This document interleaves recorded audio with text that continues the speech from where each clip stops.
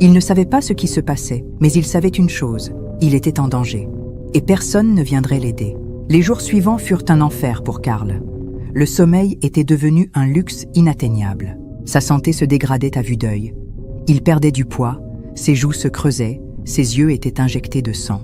À la banque, sa chef, Madame Safi, le convoqua de nouveau. « Karl, je suis désolée, mais je ne peux pas te laisser continuer comme ça, » dit-elle, son ton ferme mais empreint d'une certaine compassion. « Tu es épuisé, tu fais des erreurs graves. Je suis obligée de te mettre en arrêt maladie. Tu as besoin de te reposer. » Karl ne protesta pas. Il était trop fatigué pour se défendre. Il hocha la tête, reconnaissant.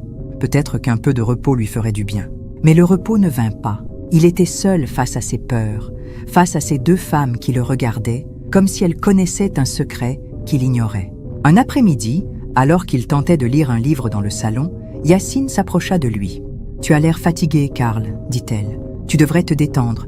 Nous avons quelque chose pour toi. » Elle tendit une tasse remplie d'un liquide sombre. « Qu'est-ce que c'est » demanda Karl, méfiant. « Une tisane, » répondit Loli, qui venait d'apparaître derrière Yacine. « Pour t'aider à dormir.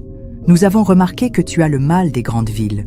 Tu perds du poids, visiblement. »« Non, merci, » dit-il, sa voix tremblante. « Je n'aime pas les tisanes. » Yacine et Loli échangèrent un regard. Leurs sourires s'élargirent. « Comme tu veux, » dit Yacine. « Mais tu devrais faire attention à toi, Karl. Tu as l'air si fragile. » Le soir, Karl verrouilla sa chambre avec encore plus de soin. Il plaça une chaise sous la poignée, juste au cas où. Il resta éveillé, écoutant le silence oppressant de l'appartement. Il savait qu'elles étaient là, qu'elles l'observaient, qu'elles attendaient. Le lendemain matin, il décida de partir. Il ne pouvait plus rester ici. Il devait s'échapper. Il prépara sa valise. Il sortit de sa chambre, la valise à la main, prêt à affronter Yacine et Loli. Mais l'appartement était vide. Les deux femmes étaient parties.